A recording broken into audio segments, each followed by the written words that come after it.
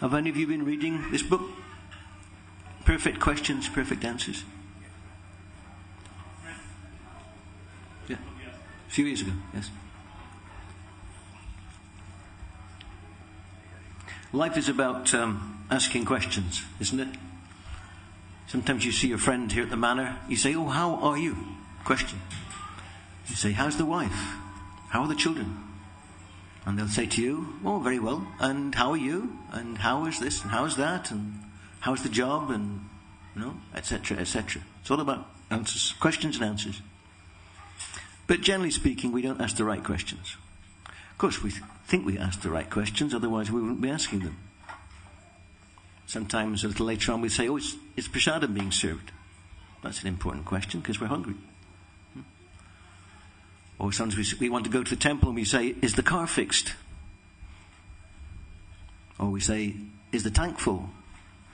Or we have a friend, we say, "Are you coming to the temple today?" So some questions are beneficial. Some questions we have to ask. Some questions we have to ask just for our day-to-day maintenance. But some questions are regretfully quite rare.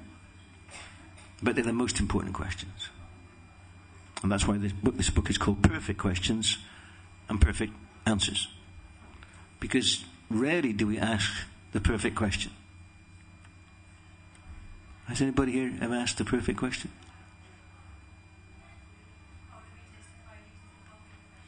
What's that? How do we justify what is the perfect? Well, what's the perfect question to you? What's your perfect question? Anyone here got a perfect question?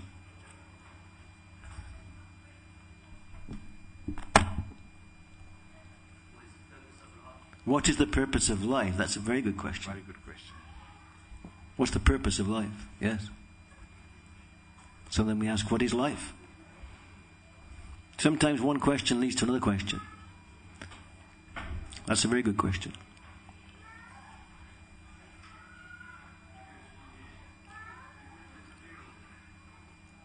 There's a clue in the Vedic literatures. Atata Brahma Jignasa. Now, in the human form of life, it is time to inquire into the nature of the self. Who am I? What is life? What is life? Who am I? What is life? Who am I? What is life? Who am I? The two are inseparable. I live my life. I live my life, so what is my life? Who is I? You can't separate the two. So sometimes during our life, we do ask a question like that. We ask a serious question. And usually, or very often, unless we have a very pious nature or intelligent, sometimes it's some circumstances which, sometimes tragic circumstances which push us into asking the question. Sometimes a very close friend or a family member passes away. And suddenly we're confronted with the mortality of our existence. Mortality. Oh, they've gone. Oh. Why am I here? And where have I come from? And where am I going? So these are good questions. It's not as if we say, oh, where have I come from? Oh, I came from Bethnal Green. Or Harrow. No, we're not talking about that kind of coming from. Where am I going to? I've got a holiday next month and I'm going to the Canary Islands. We're not talking about that kind of where am I going to. And when I say who am I, we're not talking about, I've got a nice job in a bank. I'm earning some very good money, thank you very much. And I'm a married man, I have 16 children. Of course, these days that's not very likely, but maybe 6 children. So when we say, who am I, it's not in terms of the role we play. We have so many roles in our life, don't we? We have students. Well, sometimes first of all, we're a baby. We're not even aware who we are, where we've come from, where we're going. We just see mummy. And then a few months goes by, then there's daddy. And then there's perhaps your brothers and sisters. And as you're getting older, and your sense of me becomes prominent. Me and mine. That's my toy. That's my food. That's my plate. My, me, mine. I, mine, me, mine. So our roles differ as the life goes on. Maybe child, youth, and then we get a job, and we define ourselves in terms of our job. We define ourselves in terms of the role we play in the family. But of course, when we talk about me, this isn't the role this isn't the me we're talking about, because these are all changeable. We can change our job, we can change our religion, change our beliefs. These days you can even change your sex if you want to. So everything to do with the body is changing. The body itself is changing. But the real me, as we understand from the Vedic scriptures, and as you will understand having come here, many of you for many, many years, is that the real identity is the soul. So it's not as if many of us were hearing anything new. Are any first timers here today? Any fun come for the first time here today? Any first time? No. Okay. So sometimes these evening classes, it's not as if you're going to hear anything new. But sometimes an important thing needs to be repeated over and over again. Needs to be repeated for it to sink in. And not just that, but also every person who sits down here and speaks of an evening, every individual has a slightly different angle on things, expresses things perhaps in a slightly different way. And if we listen well, we can also learn how to express this philosophy to others. We can also learn how to present this philosophy to others. We might learn a new sloka from the Bhagavad Gita. Oh, that's a good verse to speak, to mention when making this point. Or we may learn a particular angle, a particular way of thinking, how to present something. This evening I doubt whether you'll learn anything new. It's more for my benefit than for your benefit. But this final chapter here, in this very nice book, Perfect Questions, Perfect Answers, it was an exchange that took place between Srila Prabhupada, the founder Acharya of the Krishna consciousness movement in the West, and a young man, Bob Cohen, who was an American. He was working for the Peace Corps, which was an American organization involved with various charitable works around the world. This final conversation takes place in New York, although originally Bob Cohen met Srila Prabhupada in India. He went on a spiritual search in India and was very fortunate. He met His Divine Grace Srila Prabhupada. And some conversation has taken place in India. Of course, there's quite a few chapters here. And there also was an exchange of letters. And the final chapter is the summary, as it were. So with your permission, I'd like to read a few lines from this. Some very nice points Prabhupada is making. This is Prabhupada speaking directly to an inquirer who had some perfect questions. Prabhupada says, first of all, Bob says, I received your very kind letter about a week ago. Unfortunately, I don't have a copy of that letter. But Srila Prabhupada says, you are a very intelligent boy. Try to understand this philosophy. It is very important. People are wasting so much energy for sense gratification. They are not aware of what is going to happen in the next life.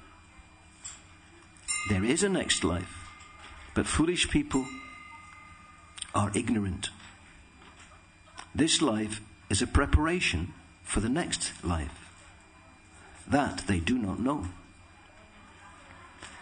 The modern education and its universities are completely in darkness about this simple knowledge.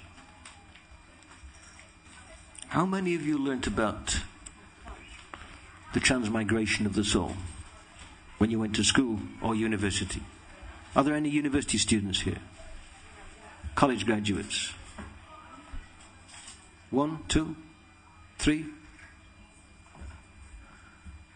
3? Is that it? 3? But you all went to school, I'm sure. How many of you went to school in the West? How many of you went to school in India? Okay. How many went to school at all? How many didn't go to school? Okay. One or two of you, perhaps. Nothing to be ashamed of. Okay. Well, my math says that a lot of you haven't put your hands up, so I'll assume that you're probably very well educated, and you're thinking, well, why on earth is he asking if we went to school, if we went to a university? You probably think, well, why is he asking that question? Well, the point is, Prabhupada's given the clue here. The modern education and its universities are completely in darkness about this simple knowledge. I mean, how many of us heard about the soul in school? Maybe you did a bit of religious study, perhaps. But transmigration of the soul, the existence of the soul before this body, the existence of the soul after this body, no. We don't hear about that.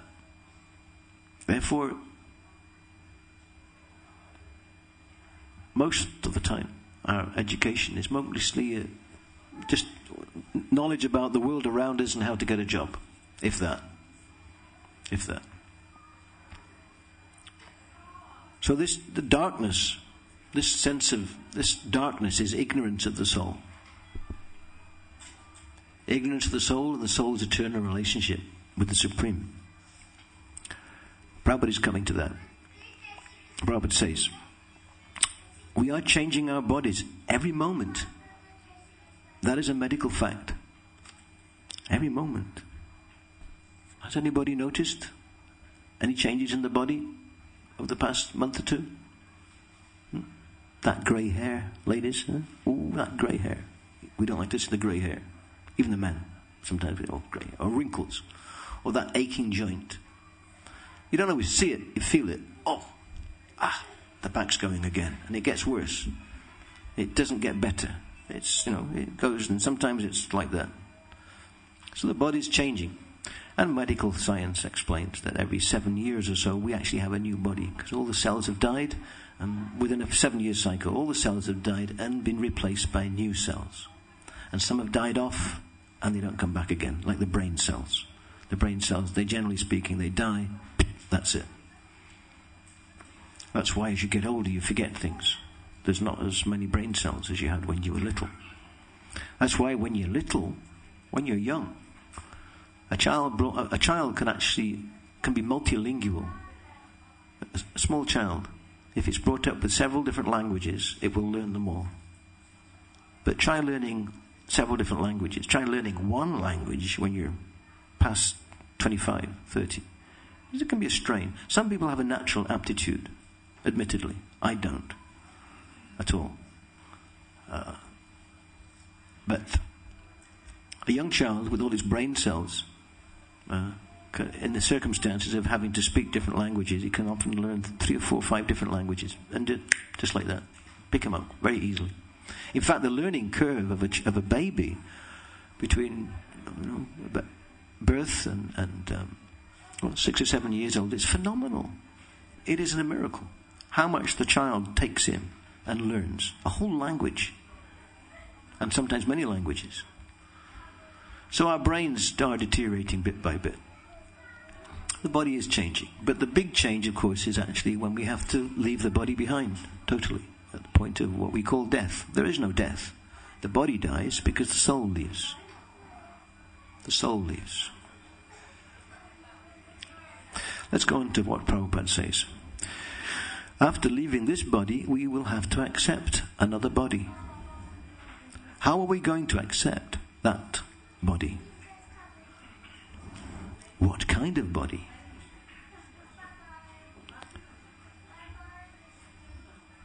What kind of body?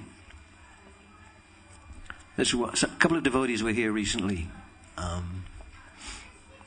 Shamsundar Prabhu and Gurudas Prabhu, who were the first devotees who came over here to the West from America.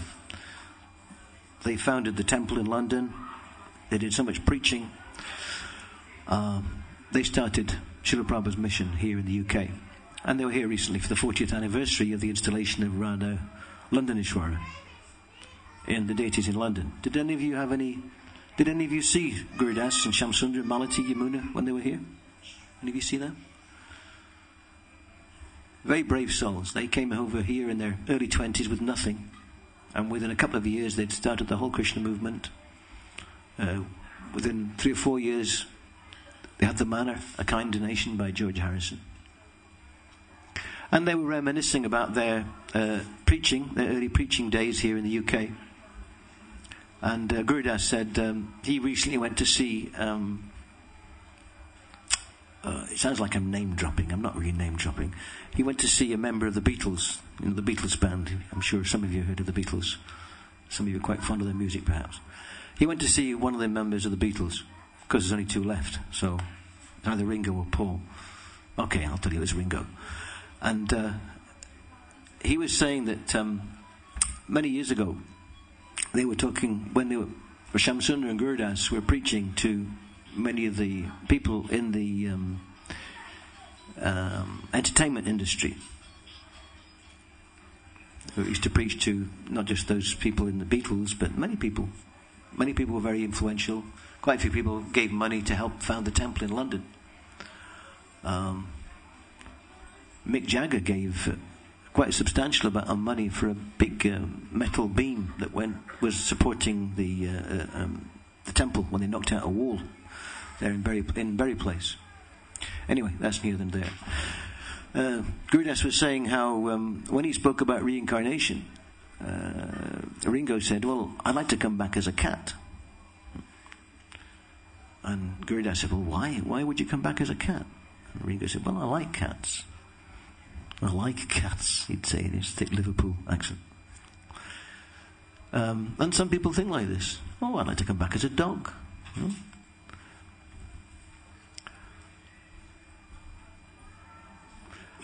But an intelligent person actually doesn't want to come back. Doesn't want to come back. We've already come back. Here we are again. How many times have we come back? Not once, twice, not 30, not 100, not 10,000, not 1,000,000, not 1,000,000,000, not a quadrillion, not 1,000,000,000,000. It is limitless how many times we've been coming back. This is the realm of Maya, the big illusion. And we've been taking birth in this material realm since, I'm going to say the beginning. There is no beginning. The whole material universe is coming and going, coming and going, coming and going, coming and going. There's no point in time when we can say the soul took birth for the first time in the material world. We've been through it all. We have been here so many times it's beyond our imagination. It is beyond our conception. And here we are again. Here we are again. We suffered birth. Birth is painful. Those ladies who have children, giving birth is painful. I'm sure you'll testify to that. And what's the first thing that the baby does when he comes out? He's screaming. He's screaming. Birth is painful. And then, of course, there's disease. Whether it's disease or aches and pains, some people have terrible diseases. Then there's old age creeps on, and then there's death. But these birth, old age, disease, and death, this is what happens to the body, not to me. It doesn't happen to me. I'm not born, it's the body's born. I don't get diseased, the body gets diseased. I don't suffer from old age, the body gets older. And death, it's not me that dies, it's the body that dies because I leave. But because we're in the bodily conception of life, and because we think of ourselves in terms of our body, in terms of our race, in terms of our religion, in terms of our culture, in terms of our job, in terms of our family, in terms of so many things, when the body suffers, we suffer. And the body does suffer. And yet we're investing all our energy in maintaining and making plans for the body and everything connected with the body. Yet, when it comes to our real self, we have no real plans. We're not making plans for our real welfare. During the course of the week, how many hours do we put aside for the necessity of eating. How long is? How many hours? How many hours during the course of the week do we put aside for sleeping?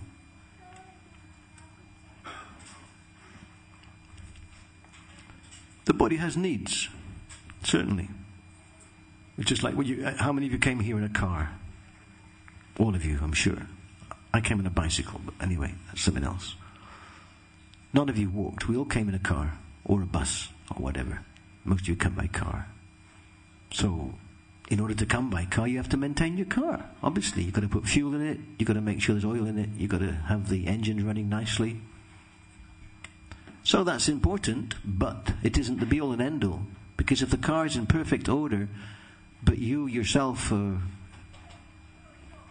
got flu, or you're sick, or you're not looking after your health, if you're ignoring yourself at the expense, if you're looking after the car at the expense of your own health and well-being, then such a person would generally be considered very foolish, is it not? Imagine someone's got, the car is perfect, but the man hasn't changed his clothes for 6 months. He hasn't had a bath, he doesn't eat properly. He's mad. But we're in that category. We're actually mad. We're looking after this car, we feed it, we clean it, we clothe it, we dress it. We look after it so nicely, but we don't feed our very self. We don't cleanse our very self. In fact, we barely know who our self is. We need someone else to tell us who we are. Now, there's nothing shameful in that. To be in ignorance and want to know the truth is very laudable. But to be in ignorance and want to stay in ignorance, that's very foolish. Very foolish. So the fact that you're all here today, and many of you come every Sunday, many of you come more than once a week, it shows, of course, that you have an interest in your real self. You have an interest in your real welfare, and the real welfare of your family members and your dependents. This is the responsibility, to look after our real welfare. So let us go back to what Srila Prabhupada is saying. Very interesting, don't you think? This little conversation, very short sentences, Prabhupada saying very succinctly these basic points worthy of meditation. Srila Prabhupada, what's the word? Shooting the breeze. Frivolous conversation, chit-chat. You never find Prabhupada shooting the breeze. He's always saying something which is directly relevant to the eternal nature of the self, looking after the welfare, not just of his disciples and well-wishers, but the whole of society. Srila Prabhupada wasn't trying to carve a little niche for himself, a nice room to stay in, some followers, some wealth, some adoration, some distinction. No, Srila Prabhupada was working selflessly, tirelessly, traveling all the time around the world, taking risks, risking his life to preach this Krishna consciousness all around the planet, everywhere. So Prabhupada is saying, after leaving this body, we will have to accept another body. How are we going to accept that body? What kind of body? This can also be known. For example, if someone is being educated, one can understand that when he passes his examination, he's going to be an engineer or medical practitioner. Similarly, in this life, you can prepare yourself to become something in the next life. So this is good news. We're not playing roulette here. You can actually plan things in such a way that you can plan your next life. This is called long-term planning. Then Barbara, who's Bob's wife, she asks, can we decide what we want to be in the next life? Srila Prabhupada, yes, you can decide. We have decided that in the next life, we are going to Krishna. That is our decision. To go back home, back to Godhead. Suppose you decide that you're going to be an engineer or a medical practitioner. With that objective, you prepare and educate yourself. Similarly, you can decide what you're going to do in the next life. But if you don't decide, then the material nature will decide. Barbara, could I have been Krishna conscious in my last life? Is it possible that in my last life I was a Krishna devotee and have come back again? Srila Prabhupada, it does not matter, but you can become a Krishna devotee now. Take advantage of our Krishna consciousness movement. When one is perfectly Krishna conscious, he does not come back. But if there is little deficiency, then there is a possibility of coming back. But even though there is a deficiency, he comes back to a nice family. Shuchinam shimatam gehe yoga brashto bijayate. The unsuccessful yogi takes birth in a religious or aristocratic family.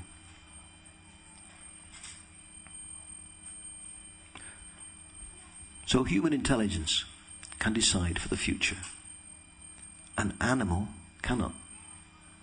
We have discriminatory power. If I do this, I will be benefited. If I do that, I will not be benefited. This power is there in human life. So you have to use it properly. You should know what is the goal of life and decide in that way. That is human civilization.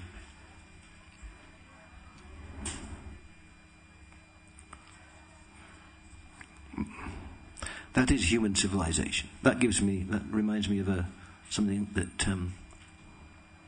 Mohandas Gandhi once said. Gandhi is a great hero in many quarters in India because he fought for Indian independence. And one time he was asked, what do you think of Western civilization? And he said, I think that would be a good idea.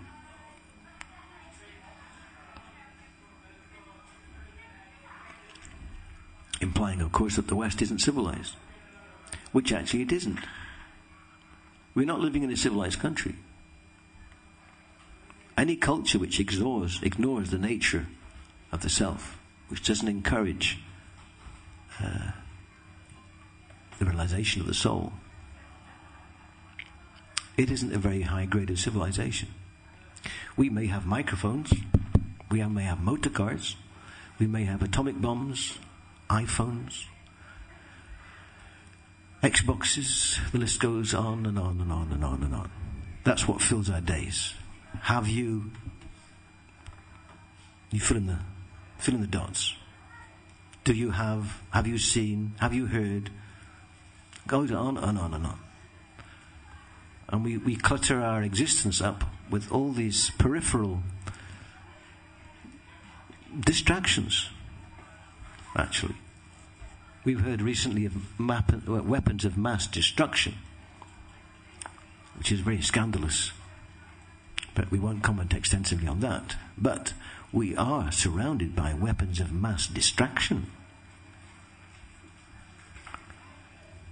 And whose weapons are those?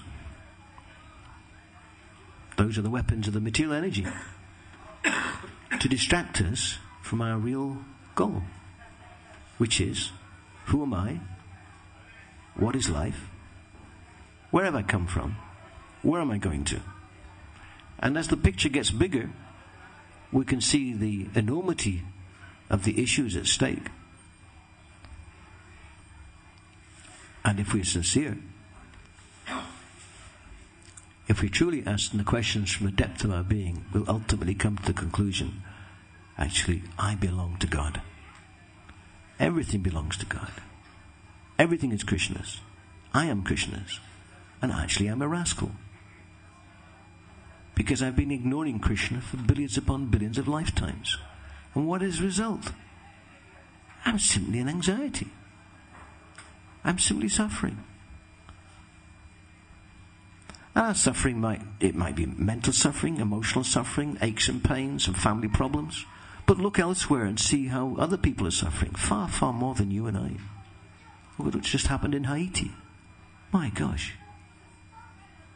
That's the nature of the material world. Sometimes it's a tidal wave, sometimes it's a hurricane, sometimes it's the government, sometimes it's a bomb, sometimes it's your neighbor, sometimes it's a relative. But always it's the infliction of pains and suffering on the body and the mind. Sometimes there's nothing wrong with the body, but we're in total anxiety. Sometimes we're sweating. Sometimes our body is feeling palpitations of the heart, all because of some emotional or mental suffering that we're going through. The present age we live in is a very distracting and destructive age of Kali. And things need to be simple. Life is complicated, and we're not very well equipped with longevity or deep intelligence. We can't focus for very long length of time. Meditation is not easy. Therefore, the Vedic scriptures recommend, not just recommend, emphatically say that in the age of Kali, there's no way to attain freedom from birth and death. There's no way to attain love of God except by the chanting of the holy names of God. So that's why we're always chanting Hare Krishna. Hare Krishna with the bead bag, Hare Krishna with the kirtan, Hare Krishna, Krishna Krishna, Hare Hare, Hare Ram, Rama Rama, Hare Hare. By associating with Krishna in his name,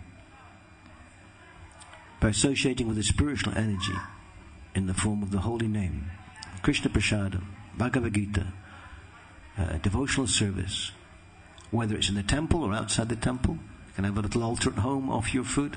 By associating with spiritual energy, we can reawaken our spiritual consciousness. Just like before even the sun is up, the whole sky is lit up with the rays of the sun. Even before the sun has actually risen above the horizon, the whole sky is lit up. Well, you can see where you're going.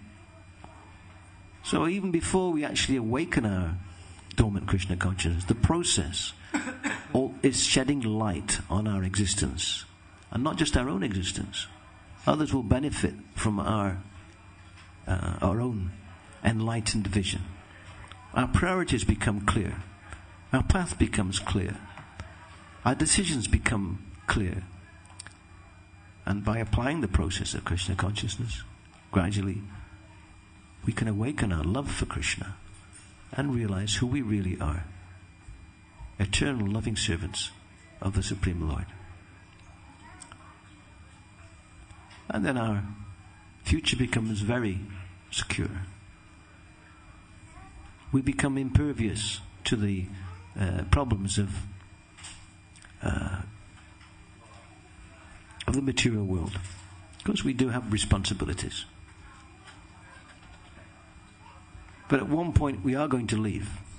Whether we leave via a tidal wave, an earthquake, an asteroid, an atomic bomb, a terrorist explosion, or just plain and simple in our bed at night, sound asleep, one way we're going to leave.